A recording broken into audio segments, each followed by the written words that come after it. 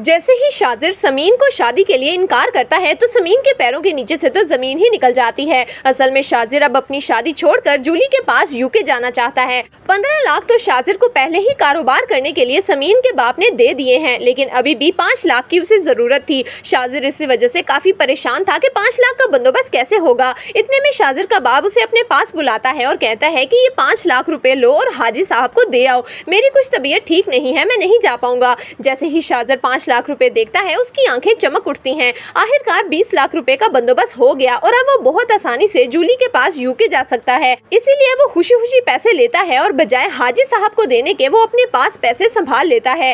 अब अगला मरहला शाजिर के लिए सबके सामने शादी से इनकार करना है, इसीलिए वो सबसे पहले समीन के पास जाता है। समीन उस वक्त मायूं बैठी थी, लेकिन शाजिर के बुलाने पर फिर भी वो सबसे छुप कर छत पर जाती है। जैसे ही शाजिर समीन को अपने लिए तैयार देखता है तो समीन से उसे एक बार फिर से मोहब्बत होने लगती है, लेकिन वो अब अपनी किस्मत आजमाना चाहता है, इसीलिए वो समीन को छोड़ने का फैसला कर लेता है। समीन तो यही समझ रही थी कि शाजिर उससे मोहब्बत का इजहार करना चाहता है, लेकिन शाजिर ने जो कह दिया वो समीन बर्दाश्त नहीं कर पाई। शाजिर समीन को कहता है, मैं तुमसे शादी नहीं कर सकता।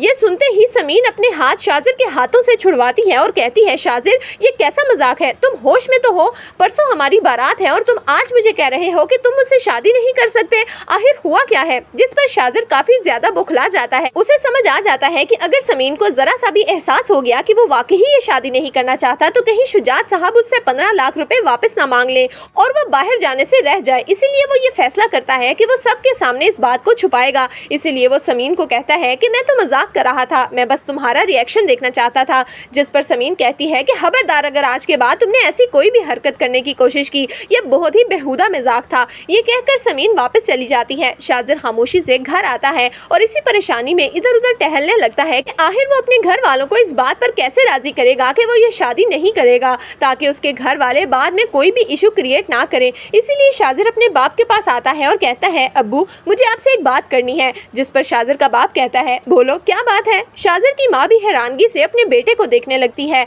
शाजिर उसी वक्त साफ साफ शादी से इनकार कर देता है और कहता है कि अब्बू मैं बाहर जाना चाहता हूँ, मैं समीन से शादी नहीं कर सकता। ये सुनते ही हसन साहब के तो पैरों के नीचे से जमीन निकल जाती है। वो कहते हैं कि तुम्हारी हिम्मत कैसे हुई ये बात करने की? ऐन शादी के दिनों में तुम हमसे शादी ना करने की बात कर रहे हो, क्या तुम पागल हो गए हो? जिस पर शाजिर कहता है कि अब्बू मैंने फैसला कर लिया है और मैंने अपना फैसला आपको सुना भी दिया है, बाद में अगर आपको पछतावा हुआ तो मुझे मत कहिएगा। ये कहकर शाजिर वहां से चला जाता है। हसन साहब गुस्से से शाजिर की माँ को देखने लगते हैं, जिस पर वो कहती है कि आप परेशान ना हो, मैं उसे समझाऊंगी, शायद जज्बाती हो रहा है। हसन साहब तो गुस्से से कहते हैं कि अगर तुम्हारे बेटे ने इस शादी से इनकार किया तो मैं उसे घर से बाहर निकाल दूंगा, ये कभी भी हम लोगों से मिल नहीं पाएगा। तो दोस्तों, आपके ख्याल में क्या समीन को शाजिर की ये बात सब घर वालों को बता देनी चाहिए या नहीं? आपकी इस बारे में क्या राय है, हमें कमेंट्स में जरूर दीजिएगा।